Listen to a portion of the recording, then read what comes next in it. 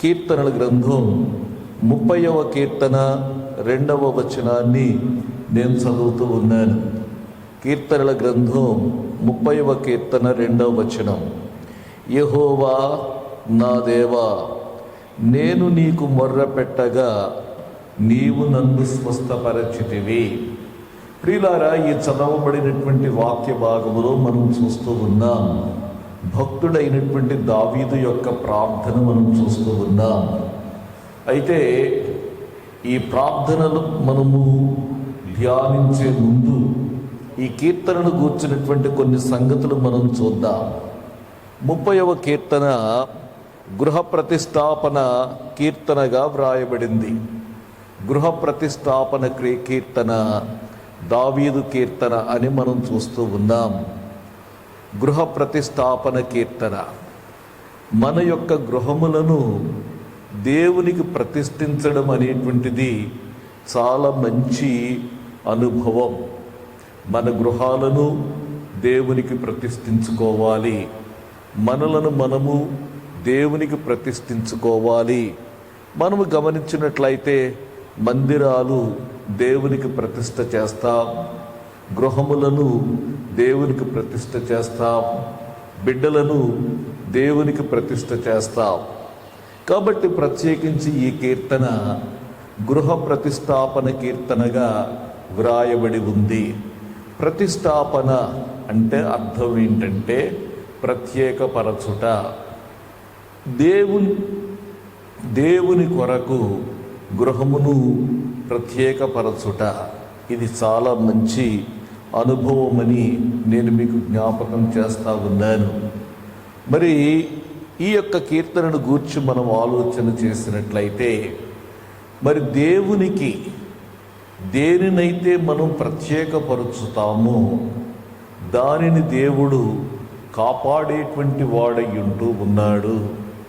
దేనిని మనము దేవునికి ప్రత్యేకపరుచుతామో, ఉదాహరణకు మన స్థలములను కానీ మన గృహములను కానీ దేవునికి ప్రత్యేకపరచినప్పుడు దేవుడు అద్భుతంగా దానిని కాచి కాపాడుతాడు అనేటువంటి సంగతి నేను మీకు తెలియచేస్తూ ఉన్నాను. నేను నా యొక్క అనుభవంలో ఒక మాట జ్ఞాపకం చేస్తాను. మేము ఇక్కడికి వచ్చిన తర్వాత ఈ స్థలమంతటినీ కూడా ప్రభువు కొరకు మేము ప్రతిష్ఠ చేశాం. ఎప్పుడైతే దేవుని కొరకు, దేవుని యొక్క పరిచర్య కొరకు, దేవుని యొక్క మహిమ ఈ యొక్క ప్రాంతము నుండి వెళ్ళాలనేటువంటి ఉద్దేశంతో దీనిని మేము ప్రత్యేకపరిచామో, అద్భుతమైనటువంటి కాపుదల ఈ ప్రాంతములో, ఈ ప్రాంగణములో మేము చూడగలిగామండి. ఎందుకంటే ఒక ప్రత్యేకమైనటువంటి రీతిలో దేవుని యొక్క భయము చుట్టుప్రక్కల ఉన్నటువంటి ప్రజల హృదయాల్లో దేవుడు ఏర్పరిచాడు. చాలా విలువైనటువంటి వస్తువులు బయటే ఉంటాయి. ఎప్పుడూ కూడా మరి ఇక్కడ ఉన్నటువంటి వస్తువులను పోగొట్టుకొనడం కానీ, దొంగలు చొరబడడం కానీ మేము చూచి ఉండలేదు. ఒకసారి ఏం జరిగిందంటే, మేమెవ్వరము లేము, చాలా విలువైనటువంటి ఇనుప చువ్వలు ఈ యొక్క స్థలములో ఉంచాం మేము. అయితే ఒక రాత్రి ఎవరో వచ్చి కొన్ని చువ్వలు పట్టుకుని వెళ్ళిపోయారు. పట్టుకుని వెళ్ళిపోయి మరలా తీసుకుని వచ్చి ఆ స్థానములో పెట్టారు. నేను గ్రహించింది ఏంటంటే, దీనంతటినీ కూడా ప్రభువు కొరకు మనం ప్రత్యేకించామేమో, ప్రభువు యొక్క సన్నిధి ఈ ప్రాంతములో ఉందని నేను గుర్తించాను. అంత మాత్రమే కాకుండా దేవుని యొక్క భయము వారి యొక్క హృదయములలో నెలకొని ఉన్నట్లుగా నేను గమనించాను. కాబట్టి ఈ వాక్యములో మనం చూస్తున్నాం, గృహ ప్రతిష్టాపన కీర్తనగా ఈ 30వ కీర్తనను మనం చూస్తూ ఉన్నాం. మరి మన యొక్క గృహములను మనము ప్రభువునకు ప్రతిష్ఠించాలి అనేటువంటి మాటను తెలియచేస్తూ ఉన్నాను. మన గృహాలేంటి, మనకు మనముగా కూడా దేవునికి ప్రత్యేకపరుచుకొనవలసినటువంటి వారమై ఉంటూ ఉన్నాం. ప్రభు అయినటువంటి యేసయ్య చేసిన ప్రార్థనలో ఒక మాట మీకు జ్ఞాపకం చేస్తాను. పరిశుద్ధ గ్రంథం నుండి యోహాను సువార్త 17వ అధ్యాయములో ఈ మాటలు మనము చూస్తూ ఉన్నాం. 17వ అధ్యాయము 19వ వచనాన్ని నేను చదువుతున్నాను. వారును సత్యమందు ప్రతిష్ఠ చేయబడినట్లు వారి కొరకై నన్ను ప్రతిష్ఠ చేసుకొనుచున్నాను అని ప్రభు అయినటువంటి యేసయ్య అంటూ ఉన్నట్లుగా మనము చూస్తూ ఉన్నాం. వారును సత్యమందు ప్రతిష్ఠ చేయబడినట్లు 17వ వచనం చూడండి. సత్యమందు వారిని ప్రతిష్ఠ చేయుము, నీ వాక్యమే సత్యము. ప్రియులారా, ఇక్కడ చదవబడినటువంటి వాక్యములో మనం చూసినట్లయితే ప్రభు అయినటువంటి యేసు యొక్క ప్రార్థనలో మనం చూస్తూ ఉన్నాం. సత్యమందు వారిని ప్రతిష్ఠ చేయుము, నీ వాక్యమే సత్యము అనేటువంటి మాటను ఇక్కడ మనం చూస్తున్నాం. అనగా దేవుని యొక్క వాక్యమును విశ్వసించి ఎవరైతే ఆ వాక్యమునకు లేక ఆ వాక్య సత్యమునకు విధేయులవుతారో వారందరూ కూడా ప్రతిష్ఠ చేయబడినటువంటి వారు, ప్రత్యేకింపబడినటువంటి వారు అనేటువంటి సంగతి మీకు తెలియచేస్తా ఉన్నాను. వాక్యాన్ని విశ్వసించాలి, వాక్యానికి విధేయత చూపాలి. ఎవరైతే విశ్వసించి విధేయత చూపుతారో వారందరూ కూడా సత్యమందు ప్రతిష్ఠ చేయబడినటువంటి వారు, వాక్యము ద్వారా ప్రత్యేకింపబడినటువంటి వారు అనేటువంటి సంగతి మీకు తెలియచేస్తా ఉన్నాను. ప్రియమైనటువంటి దేవుని బిడలారా, మనము దేవుని యొక్క వాక్య సత్యాన్ని విశ్వసించి దానికి విధేయులు కావడానికి మన మనస్సులను అప్పగించుకున్నట్లయితే మనము ప్రత్యేకింపబడినటువంటి వారిగా ఉంటాం. ఎప్పుడైతే మనం ప్రత్యేకించబడ్డామో అప్పుడు యజమానుడు వాడుకొనుటకు అర్హమైనటువంటి పాత్రలుగా ఉంటాము. రెండవ తిమోతి పత్రిక 2వ అధ్యాయం 20వ వచనం నుండి నేను చదువుతూ ఉన్నాను. గొప్ప ఇంటిలో వెండి పాత్రలను బంగారు పాత్రలను మాత్రమే కాక కర్రవియు మంటివియు కూడా ఉండును. వాటిలో కొన్ని ఘనతకును కొన్ని ఘనహీనతకును ఉపయోగింపబడును. గొప్ప ఇల్లు అని చెప్పబడ్డది. ఈ గొప్ప ఇంటిలో వెండి పాత్రలున్నాయి, మరి బంగారు పాత్రలున్నాయి, కొన్నేమో కర్రవి ఉన్నాయి, కొన్నేమో మంటివి ఉన్నాయి. కొన్ని పాత్రలను ఏం చేస్తున్నారంటే డెకరేషన్ కొరకు అవి చూపిస్తూ ఉన్నారు. కొన్ని ఇతరులను ఆకర్షించుట కొరకు, మరి ఆకర్షణీయంగా ఉండుట కొరకు కొన్ని ఉంచబడ్డాయి. మరికొన్నేమో మరి ఘనహీనత కొరకు ఉంచబడ్డాయి. ఈ రెండూ కూడా వాడబడినటువంటి స్థితిలో లేవండి. 21వ వచనములో మనం చూస్తే, ఎవడైనను వీటిలో చేరక తన్ను తాను పవిత్రపరచుకొనిన ఎడల వాడు పరిశుద్ధపరచబడి, అంటే అర్థం ఏంటంటే ఎవడైనా సరే ప్రత్యేకింపబడినటువంటి వారిగా ఉన్నట్లయితే ఏదో అలంకారము కొరకు ఉంచబడినటువంటి పాత్ర వలె కాకుండా, లేకపోతే ఏదో మరి మోడల్ కొరకు ఉంచబడినటువంటి పాత్ర వలె కాకుండా ఒక ప్రత్యేకమైనటువంటి పాత్రగా ఉన్నట్లయితే మరి వాడు యజమానుడు వాడుకొనుటకు అర్హమై ప్రతి సత్కార్యమునకు సిద్ధపరచబడి ఘనత నిమిత్తమైన పాత్రయ్యుండును అనేటువంటి మాటను ఇక్కడ తెలియచేస్తా ఉన్నాడు. కాబట్టి ప్రతిష్ఠత ప్రతిష్టత దేవుని యొక్క వాక్యము విశ్వసించి వాక్యమునకు విధేయత చూపుట ద్వారా మనము ప్రత్యేకింపబడినటువంటి వారిగా ఉంటాము అనేటువంటి సంగతి తెలియచేస్తా ఉన్నాను. దావీదు ఈ కీర్తనను వ్రాస్తూ ఉన్నాడు. ఇది గృహ ప్రతిష్టాపన కీర్తనగా ఇక్కడ మనం చూస్తూ ఉన్నాం. గృహములు ఎలాగైతే ప్రత్యేకించబడతాయో అలాగే మనము కూడా దేవుని కొరకు ప్రత్యేకింపబడినటువంటి వారిగా ఉన్నట్లయితే దేవుడు వాడుకొనడానికి అర్హమైనటువంటి వ్యక్తులుగా ఉంటామనేటువంటి సంగతి మీకు జ్ఞాపకం చేస్తా ఉన్నాను.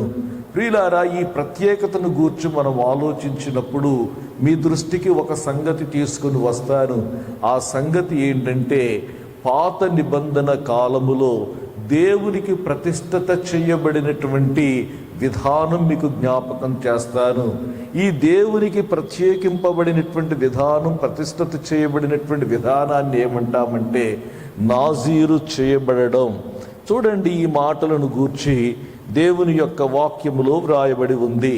సంఖ్యాకాండము గ్రంథం 6వ అధ్యాయానికి వచ్చినట్లయితే ఈ మాటలు మీకు జ్ఞాపకం చేస్తాను. 6వ అధ్యాయం 2వ వచనాన్ని నేను చదువుతున్నాను. పురుషుడే గాని స్త్రీయే గాని యెహోవాకు నాజీరగుటకు ఎవరైనా మొక్కుకొనిన ఎడల, మొక్కుకొని తన్ను తాను ప్రత్యేకించుకొనిన ఎడల వాడు ద్రాక్షారస మద్యములను మానవలెను. ద్రాక్షారసపు చిరకనైనను మద్యపు చిరకనైనను త్రాగవలదు. ఏ ద్రాక్షారసమునైనను త్రాగవలదు. పచ్చివి గాని ఎండినవి గాని ద్రాక్ష పండ్లను తినవలదు. అతడు ప్రత్యేకముగా ఉండు దినములన్నీయు పచ్చి కాయలే గాని పైతోలే గాని ద్రాక్షావల్లిని పుట్టినదేదియు తినవలదు. అతడు నాజీరగుటకు మొక్కుకొనిన దినములన్నిటిలో మంగళ కత్తి అతని తల మీద వేయవలదు. అతడు యెహోవాకు తన్ను తాను ప్రత్యేకింపబడు దినములు నెరవేరు వరకు అతడు ప్రతిష్ఠితుడై తన తల వెంట్రుకలను ఎదగవలెను. అతడు యెహోవాకు ప్రత్యేకముగా నుండు దినములన్నిటిలో ఏ శవమును ముట్టవలదు. ప్రియులారా, ఈ చదవబడినటువంటి వాక్యములో మనం చూస్తున్నాం, ప్రతిష్ఠిత చేయబడినటువంటి వాడు ఎలాగుండాలి అనేటువంటి మాటలు మనం చూస్తూ ఉన్నాం. ప్రియులారా, చాలాసార్లు మనం ప్రతిష్ఠ చేస్తాం కానీ ప్రతిష్టకు అనుగుణమైనటువంటి స్థితిని మనం కలిగి ఉండము. గృహములను మనం ప్రతిష్ఠించుకుంటాం కానీ మరి దేవునికి ప్రతిష్ఠింపబడినటువంటి గృహము, ఆయన ఉండడానికి అనువైనటువంటి వాతావరణమును మనము ఏర్పరిచేటువంటి వారిగా ఉండము. ప్రియులారా, ఈ యొక్క వాక్యములో మనం చూస్తున్నాం, ఎవరైనా సరే దేవునికి ప్రత్యేకించుకున్నారంటే, ప్రతిష్ఠించుకున్నారంటే వారు చేయవలసినటువంటి 3 పనులను గూర్చి దేవుని యొక్క వాక్యములో వ్రాయబడి ఉంది. మొట్టమొదటిగా మనం చూస్తే ద్రాక్షారసమునకు దూరముగా ఉండాలి అనేటువంటి మాటను తెలియచేస్తా ఉన్నాడు. దీనిని గూర్చి చాలా మాటలు చెప్పాడు. ద్రాక్షారస మద్యములను మానవలెను, త్రాగవలదు, తినవలదు, ఏదియు తినవలదు అనేటువంటి మాటలు, చాలా మాటలు ఈ వాక్యములో చెప్పాడు. ఈ ద్రాక్షారసమునకు, ద్రాక్షలకు సంబంధించినటువంటి వాటికి దూరముగా ఉండాలి అంటే అర్థం ఏమిటో మీకు జ్ఞాపకం చేస్తాను. దీని యొక్క అర్థం ఏంటంటే, లోక సంబంధమైనటువంటి సంతోషములకు మనము దూరముగా ఉండాలి. లోక సంబంధమైనటువంటి సంతోషాలకు, పాప సంబంధమైనటువంటి సంతోషాలకు మనము దూరముగా ఉండాలి. ప్రత్యేకింపబడినటువంటి వాడు దూరముగా ఉండాలి అనేటువంటి మాటను మీకు తెలియచేస్తా ఉన్నాను. దేవుని యొక్క వాక్యములో మనం చూచినట్లయితే ప్రసంగి గ్రంథంలో ఒక మాట మీకు తెలియచేస్తాను. ప్రసంగి గ్రంథం 11వ అధ్యాయములో వ్రాయబడినటువంటి మాట మీకు తెలియచేస్తాను. 9వ వచనాన్ని నేను చదువుతూ ఉన్నాను. యవనుడా, నీ యవ్వనమందు సంతోషపడము, నీ యవ్వన కాలమందు నీ హృదయము సంతుష్టిగా నుండనిమ్ము. నీ కోరిక చొప్పునను నీ దృష్టి యొక్క ఇష్టము చొప్పునను ప్రవర్తింపుము. అయితే వీటన్నిటిని బట్టి దేవుడు నిన్ను తీర్పులోనికి తెచ్చునని జ్ఞాపకముంచుకొనుము. ప్రియులారా, ఈ యొక్క వాక్యములో మనం చూసినట్లయితే, యవ్వనుడా నీవు సంతోషపడు, నీ యవ్వన కాలమందు నీ హృదయమును సంతుష్టిగా ఉండనిమ్ము, నీ కోరిక చొప్పున నీ దృష్టి యొక్క ఇష్టము చొప్పున ప్రవర్తింపుము. అయితే వీటన్నిటి నిమిత్తమాయ్ దేవుడు ఏం చేస్తాడంటే, మరి జ్ఞాపకములోనికి, తీర్పులోనికి తెస్తాడని జ్ఞాపకము చేసుకో. అంత మాత్రమే కాకుండా 12వ అధ్యాయంలోకి వచ్చేటప్పటికంటాడు, ఇప్పుడు వీటి యందు నాకు సంతోషము లేదని చెప్పు, సంవత్సరములు రాకముందే. దేని యందు నీకు సంతోషమున్నది అని నీవు అనుకుంటున్నావో దాని యందు నీకు సంతోషము లేదు అని చెప్పేటువంటి సంవత్సరాలు వస్తాయనేటువంటి మాటను జ్ఞాపకం చేస్తా ఉన్నాను. కాబట్టి ఈ సందర్భంగా మీకు తెలియచేస్తున్నటువంటి మాట ఏంటంటే, ప్రియమైనటువంటి వారలారా, ప్రత్యేకింపబడినటువంటి వారము, ప్రతిష్ఠింపబడినటువంటి వారము అని మనం చెప్పుకుంటే మనం చేయవలసినటువంటి పని ఏంటంటే, మొట్టమొదటిగా మనం లోక సంబంధమైనటువంటి సంతోషములకు దూరముగా ఉండాలి అనేటువంటి మాటను తెలియచేస్తా ఉన్నాను. రెండవ మాట, ప్రత్యేకంగా ఉన్నవాడు చేయవలసినటువంటి పని ఏంటంటే, తన యొక్క తలపైకి మంగళ కత్తి వేయవలదు అనేటువంటి మాటలు మనము చూస్తున్నాం. తల వెంట్రుకలను ఎదగనీయాలి అనేటువంటి మాట మనము గమనిస్తూ ఉన్నాం. మంగళ కత్తి తన తల మీద వేయకూడదు. తల వెంట్రుకలు పెంచుకొనుట అనేటువంటిది స్త్రీకి ఘనము అనేటువంటి మాటను దేవుని యొక్క వాక్యములో మనం చదువుతాం. తల వెంట్రుకలు పెంచుకొనుట అనేటువంటిది స్త్రీకి ఘనము అని మనము చూస్తూ ఉన్నాం. ప్రియులారా, మనము గమనించినట్లయితే 1 కొరింథీ పత్రిక 11వ అధ్యాయములో మనము చూస్తూ ఉన్నాం. 11వ అధ్యాయములో మనం చూస్తే 6వ వచనం చూడండి. స్త్రీ ముసుగు వేసుకొనని ఎడల ఆమె తల వెంట్రుకలు కత్తిరించుకొనవలెను, కత్తిరించుకొనుటైనను క్షవరము చేయించుకొనుటైనను స్త్రీకి అవమానమైతే ఆమె ముసుగు వేసుకొనవలెను. ప్రియులారా, ఈ యొక్క వాక్య భాగాలన్నీ కూడా మనం చూస్తే తల వెంట్రుకలు పెంచుకొనుట అది స్త్రీకి మరి ఘనము అని చెప్పి మనం జ్ఞాపకం చేసుకుంటూ ఉన్నాం. తల వెంట్రుకలు పెంచుకొనుట ఘనము.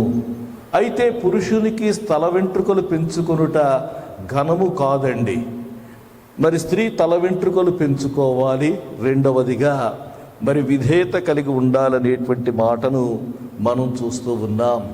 దీని యొక్క భావం ఏంటంటే, ఎవరైతే దేవుని కొరకు ప్రత్యేకింపబడ్డారో వారు తల వెంట్రుకలు పెంచుకోవాలి. పురుషులకు అది ఘనమైనటువంటిది కాదు. అయినప్పటికీ కూడా వారు తమ యొక్క ప్రత్యేకత నిమిత్తమై తల వెంట్రుకలు పెంచుకోవాలి.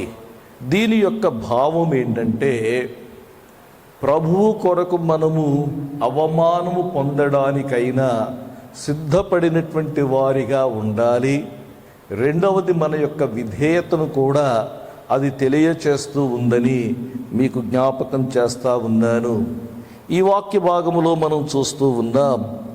మరి మనం గమనించినట్లయితే ఈ వాక్య భాగములో ప్రత్యేకింపబడినటువంటి వారు ఎలాగుండాలో తెలియచేస్తూ ఉన్నాడు. మూడవదిగా మనం చూసినట్లయితే, నాజీరు వ్రతము చేయబడినటువంటి వాడు ఏం చేయాలి అని మనం ఆలోచిస్తే, మరి శవమును ముట్టకూడదని చెప్పి దేవుని యొక్క వాక్యములో వ్రాయబడి ఉంది. మరణము అనేటువంటిది పాపము వలన వచ్చు జీతము మరణము.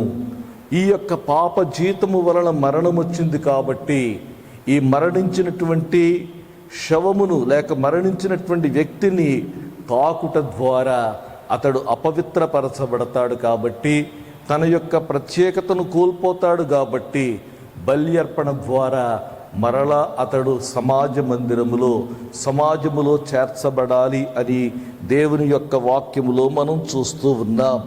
కాబట్టి ప్రియులారా, ప్రతిష్టత ఈ లోకములో ఉన్నటువంటి విశ్వాసులందరూ కూడా ప్రత్యేకింపబడినటువంటి వారు అనేటువంటి మాటను జ్ఞాపకం చేస్తూ ఉన్నాను. ప్రియులారా, ఈ యొక్క ప్రత్యేకతను గనక కోల్పోతే మనము బలహీనులమవుతామనేటువంటి సంగతి మనము గమనించాలి. దేవుని యొక్క వాక్యములో మనం చూస్తే దేవుని కొరకు నాజీరు వ్రతం చేయబడినటువంటి వారిని మనము చూడగలం. వారిలో ప్రాముఖ్యంగా సంసోనును మనం జ్ఞాపకం చేసుకుందాం. సంసోనును మనం జ్ఞాపకం చేసుకున్నట్లయితే, సంసోను నాజీరు వ్రతం చేయబడినటువంటి వాడు, దేవుని కొరకు ప్రత్యేకించబడినటువంటి వాడు. ఈ దేవుని కొరకు ప్రత్యేకింపబడినటువంటి సంసోను యొక్క బలం ఎక్కడుందంటే అతని యొక్క ప్రత్యేకతలో ఉందండి. అయితే ఈ ప్రత్యేకింపబడినటువంటి వాడు, వాని యొక్క బలము అతని యొక్క ప్రత్యేకతలో ఉంది. ఎప్పుడైతే తన యొక్క మనం చూస్తూ ఉన్నాం, ఈ రోజున ప్రభువైనటువంటి యేసయ్యను విశ్వసించిన విశ్వాసులు ఎవరైనా సరే వారికి నేను జ్ఞాపకం చేస్తా ఉన్నాను, విశ్వాసుల యొక్క బలము వారి యొక్క ప్రత్యేకతలో ఉంది. దేవునికి వారు ప్రత్యేకింపబడినటువంటి విధానములో ఉంది. సంసోను యొక్క జీవితాన్ని మనం జ్ఞాపకం చేసుకుంటే, సంసోను తన యొక్క ప్రత్యేక జీవితముతో చెలగాటలాడాడు. తన ప్రత్యేకమైనటువంటి జీవితంతో చెలగాటలాడినట్లుగా మనం చూస్తూ ఉన్నాం. తన ప్రత్యేకతను అతడు సీరియస్గా తీసుకోలేదు. తన యొక్క ప్రత్యేకత విషయంలో చాలా అజాగ్రత్తగా ఉన్నట్లుగా మనము చూస్తూ ఉన్నాం. దేవుని యొక్క వాక్యములో మనం గమనించినట్లయితే ఒక మాట మీకు జ్ఞాపకం చేస్తాను నేను. దేవుని యొక్క వాక్యములో మనం చూస్తే సామెతల గ్రంథం 19వ అధ్యాయం 16వ వచనం, ఆజ్ఞను గైకొనువాడు తన్ను కాపాడుకొనువాడు, తన ప్రవర్తన విషయమై అజాగ్రత్తగా ఉండువాడు చచ్చును. తన ప్రవర్తన విషయమై అజాగ్రత్తగా ఉండేటువంటి వాడు చచ్చును అని దేవుని యొక్క వాక్యములో ఉంది. సంసోను తన యొక్క ప్రవర్తన విషయములో అజాగ్రత్తగా ఉన్నాడు. తన యొక్క ప్రత్యేకత విషయములో అజాగ్రత్తగా ఉన్నాడేమో, చివరకు చచ్చిన స్థితి అతని యొక్క జీవితంలో మనం చూస్తూ ఉన్నాం. ప్రియమైనటువంటి సోదరి సోదరుడా, నీవు ప్రత్యేకించబడ్డావు. ఒకవేళ నీవు ప్రభువు అయినటువంటి యేసయ్యను విశ్వసించి ఆయన వాక్యమునకు విధేయత చూపినటువంటి వాడవైతే నీవు ప్రత్యేకించబడ్డావు. ప్రత్యేకింపబడినటువంటి నీవు నీ ప్రత్యేకత విషయములో నీవు అజాగ్రత్తగా ఉన్నట్లయితే నీవు చస్తావు అనేటువంటి మాటను జ్ఞాపకం చేస్తా ఉన్నాను. కాబట్టి మన యొక్క ప్రవర్తన విషయంలో చాలా జాగ్రత్తగా ఉండాలి. ప్రసంగి గ్రంథం 5వ అధ్యాయములో మనము గమనించినట్లయితే 1వ వచనం, నీవు దేవుని మందిరమునకు పోవునప్పుడు నీ ప్రవర్తన జాగ్రత్తగా చూచుకొనుము. నీ ప్రవర్తన జాగ్రత్తగా చూచుకో అనేటువంటి మాట ఇక్కడ మనం చూస్తూ ఉన్నాం. ప్రతిష్ఠ చేయబడ్డాం. సంసోను నాజీరు వ్రతం చేయబడ్డాడు. తన ప్రవర్తన విషయంలో అజాగ్రత్తగా ఉన్నాడు. ద్రాక్ష తోటల వెంబడి వెళ్ళాడు. ద్రాక్ష తోటల వెంబడి వెళ్ళి అతడు అన్యులను వివాహము చేసుకున్నట్లుగా మనం చూస్తూ ఉన్నాం. అంత మాత్రమే కాకుండా చచ్చిన ఏ శవమును ముట్టకూడదు. చచ్చిన శవమైనటువంటి పచ్చి గాడిద దవడ ఎముకను ముట్టుకున్నాడు. చచ్చిన సింహం యొక్క కళేబరములో ఉన్నటువంటి తేనెను తీసుకొని అతడు త్రాగాడు.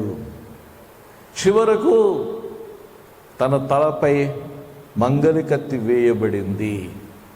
తన బలమును కోల్పోయాడు. ప్రియమైనటువంటి వారలారా, మనము జ్ఞాపకం చేసుకుందాం. ప్రతిష్ఠ చేయబడినటువంటి వారిగా మనం ఉండాలనేటువంటి మాట తెలియచేస్తా ఉన్నాను. దేవుని వాక్యమును విశ్వసించి ఆ వాక్యమునకు లోబడిన వారంతా కూడా సత్యమందు ప్రతిష్ఠ చేయబడినటువంటి వారు.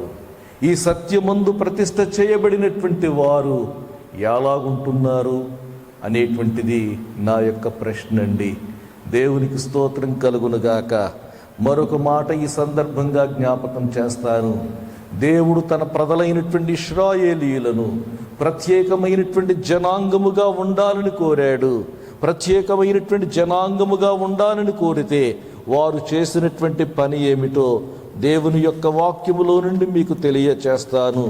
ఎజ్రా గ్రంథం 9వ అధ్యాయములో మీకు కొన్ని మాటలు జ్ఞాపకం చేస్తాను.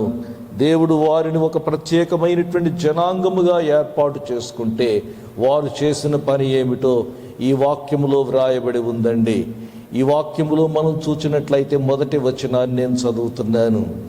ఈ సంగతులు సమాప్తమైన తరువాత పెద్దలు నా యొద్దకు వచ్చి ఇశ్రాయేలీయులను, యాజకులను, లేవీయులను, కనానీయులు, హిత్తీయులు, పెరిజ్జీయులు, యెబూసీయులు, అమ్మోనీయులు, మోయాబీయులు, ఐగుప్తీయులు, అమోరీయులు అను దేశపు జనులలో నుండి తమ్మును తాము వేరుపరుచుకొనక ప్రత్యేకింపబడిన జనాంగముగా ఉండవలసిన వీరు అన్యజనులతో కలిసిపోయారు అనేటువంటి మాటను ఇక్కడ మనం చూస్తూ ఉన్నాం.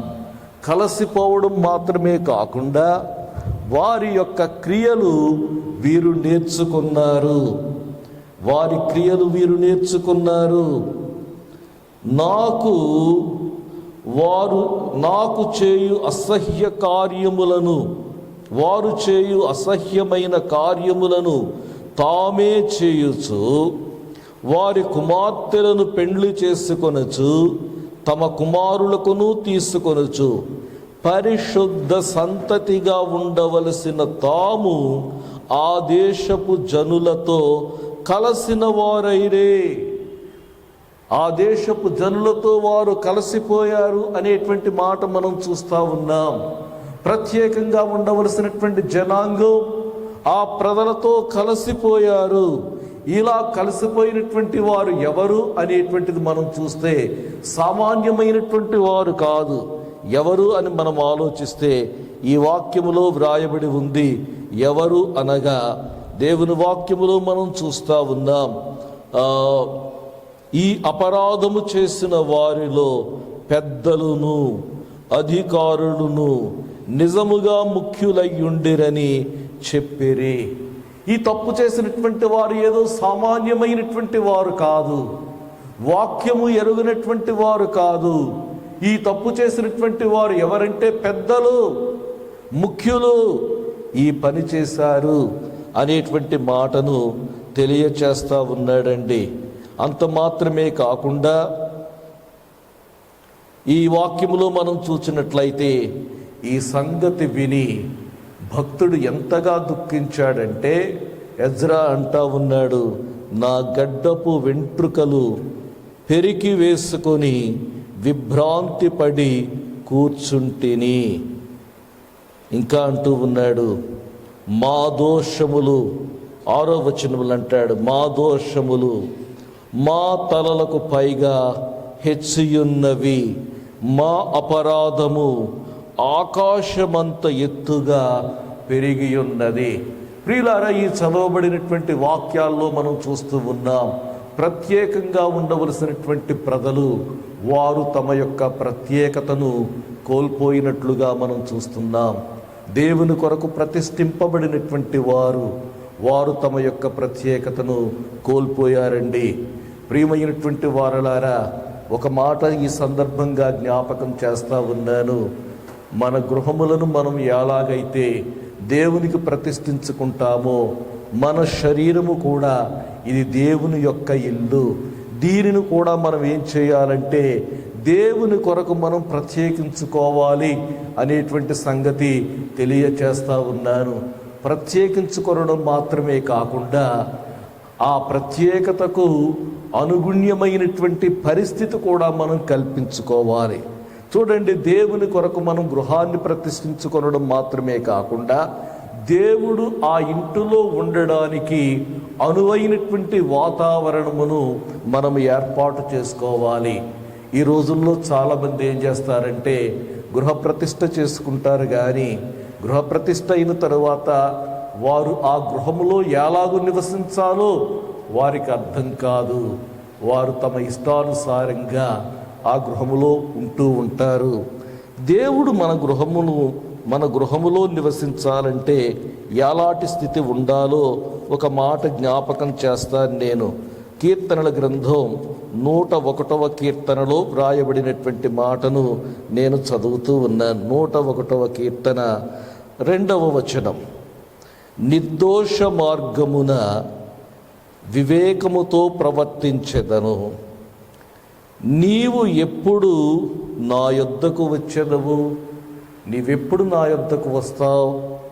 నా ఇంట యథార్థ హృదయముతో నడుచుకొందును. నా ఇంట యథార్థ హృదయముతో నడుచుకొందును. ఆయన మన ఇంట ఉండాలంటే మనం ఇంటిలో ఎలాగూ నడుచుకుంటున్నామనేటువంటి ప్రశ్న మనం ఆలోచించుకోవాలి. నిర్దోష మార్గమున యథార్థ హృదయముతో. 3వ వచనములు అంటాడు, నా కన్నుల ఎదుట నేను ఏ దుష్కార్యమును ఉంచుకొనను అనేటువంటి మాటలు తెలియచేస్తా ఉన్నాడు. దేవునికి స్తోత్రం కలుగునుగాక. దేవుని కొరకు ప్రతిష్ఠించుకున్నటువంటి మనము చేయవలసినటువంటి పని ఏంటంటే ఆయన మనలో నివసించుట కొరకైన అనువైన జీవితాన్ని, అనుగుణ్యమైనటువంటి జీవితాన్ని మనము కలిగి ఉండాలనేటువంటిది తెలియచేస్తా ఉన్నాను. దేవునికి స్తోత్రం కలుగునుగాక. ఇక్కడ మనం చూస్తూ ఉన్నాం దేవుని యొక్క వాక్యములో, మరి కీర్తనకారుడు 30వ కీర్తనలో తెలియచేస్తా ఉన్నాడు గృహ ప్రతిష్టాపన కీర్తన. ఈ గృహ ప్రతిష్టాపన కీర్తనలో నేను ముందుగా మీకు జ్ఞాపకం చేశాను, మన గృహములను దేవునికి ప్రతిష్ఠించుకొనుట, దేవుని కొరకు ప్రత్యేకపరచుకొనుట మంచిది. మన గృహములను మాత్రమే కాకుండా మన యొక్క జీవితాలను కూడా దేవుని కొరకు మనం ప్రత్యేకపరచుకొనడం మంచిది అనేటువంటి మాటను మీకు తెలియచేస్తా ఉన్నాను. అయితే ప్రత్యేకతలో గనక మనం నిలిచి లేకపోతే, ప్రత్యేకింపబడినటువంటి వారిగా లేకపోతే వచ్చేటువంటి సమస్య కూడా మనం చూడాలండి. దేవునికి స్తోత్రం కలుగునుగాక. అన్యజనులతో కలిసిపోతే జరిగినటువంటి సంగతులు మీకు జ్ఞాపకం చేస్తాను. హోషేయ గ్రంథంలో ఈ విధంగా వ్రాయబడి ఉంది. హోషేయ గ్రంథం 8వ అధ్యాయములో ఈ మాట నేను మీకు చూపిస్తాను. 8వ అధ్యాయం 8వ వచనం చూడండి. ఎఫ్రాయిము అన్యజనులతో కలసిపోయెను. అన్యులు తన యొక్క ప్రత్యేకతను పోగొట్టుకుంది ఎఫ్రాయిము ఎవరును త్రిప్పివేయని అప్పము వంటి వాడాయెను. అప్పుడు 2 వైపులా త్రిప్పితేనే అది ప్రయోజనకరంగా ఉంటుంది, తినడానికి అది యోగ్యంగా ఉంటుంది. అయితే ఎఫ్రాయిము అన్యజనులతో కలిసిపోయిందేమో. దేవుడు అంటా ఉన్నాడు, త్రిప్పివేయని అప్పము వంటి దాయను. ఇంకా అంటున్నాడు, అన్యులు అతని బలమును మృంగివేసినను అది అతనికి తెలియకపోయెను. అన్యులతో కలిసిపోయారేమో. అన్యులు ఏం చేశారంటే అతని యొక్క బలమును మృంగివేసినట్లుగా మరి ఈ వాక్యములో మనం చూస్తూ ఉన్నాం. మరొక మాట మీకు జ్ఞాపకం చేస్తాను. యెషయా గ్రంథం 2వ అధ్యాయములో మనం చూచినట్లయితే మరి అన్యులతో సహవాసము చేశారు కాబట్టి దేవుడు వారిని విసర్జించినట్లుగా మనము చూస్తూ ఉన్నాం. యెషయా గ్రంథం 2వ అధ్యాయం 6వ వచనము చివరి భాగములో మనం చూస్తే, అన్యులతో సహవాసము చేయుదురు గనుక నీవు వారిని విసర్జించియున్నావు. 106వ కీర్తనలో మనం చూస్తే మరొక మాట మీ జ్ఞాపకం చేస్తాను.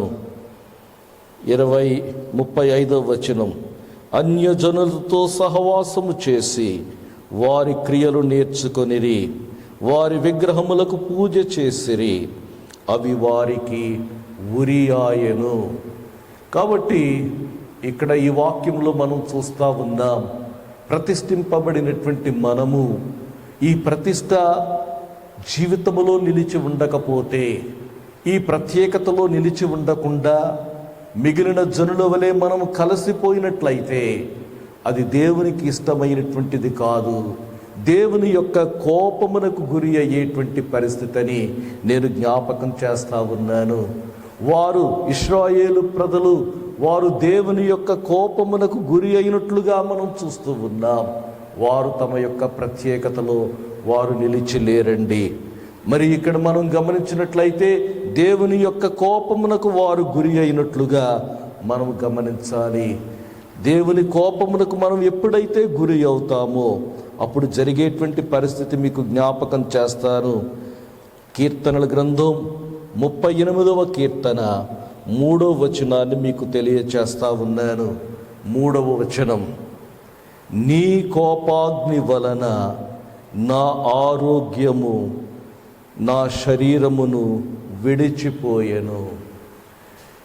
నీ కోపాగ్ని వలన నేను అన్యులతో కలిసిపోయానేమో, నా బలమును నేను పోగొట్టుకున్నాను, నేను అన్యులతో కలిసిపోయానేమో, నేను విసర్జింపబడ్డాను, నేను వారి క్రియలను నేర్చుకున్నానేమో, అవి నాకు ఉరి అయ్యాయి. నీ కోపం నా మీదికి వచ్చింది.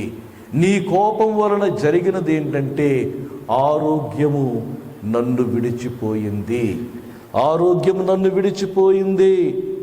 నా పాపమును బట్టి ఎముకలలో స్వస్థత కొంచెమైనను లేదు, స్వస్థత లేదు అనేటువంటి మాటలు ఇక్కడ తెలియచేస్తా ఉన్నాడు. కాబట్టి ప్రియులారా, ఒక్కసారి మనం ప్రశ్నించుకుందాం.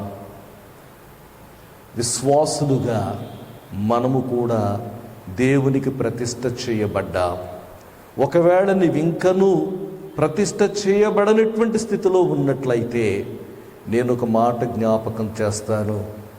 ప్రతిష్ఠ చేయబడినటువంటి స్థితిలోనికి మనము రావాలంటే వాక్యమైన యేసును మనం విశ్వసించాలి. వాక్యమైనటువంటి యేసుకు మనం విధేయత చూపాలి. ఎప్పుడైతే మనం విశ్వసించి విధేయత చూపామో అప్పుడు మనము మన యొక్క ప్రత్యేకతలో నిలిచి ఉంటాం. ఎప్పుడైతే మనం మన యొక్క ప్రత్యేకతలో నిలిచి ఉన్నామో అద్భుతమైనటువంటి దేవుని యొక్క కాపుదల, అద్భుతమైనటువంటి దేవుడు అనుగ్రహించేటువంటి ఆరోగ్యాన్ని మనము అనుభవించగలం. దావీదు యొక్క జీవితములో మనం చూస్తే గృహ ప్రతిష్టాపన కీర్తనగా ఈ కీర్తన వ్రాశాడు. అయితే 2వ వచనానికి వచ్చేటప్పటికీ దావీదు యొక్క ప్రార్థనను మనం చూస్తూ ఉన్నాం.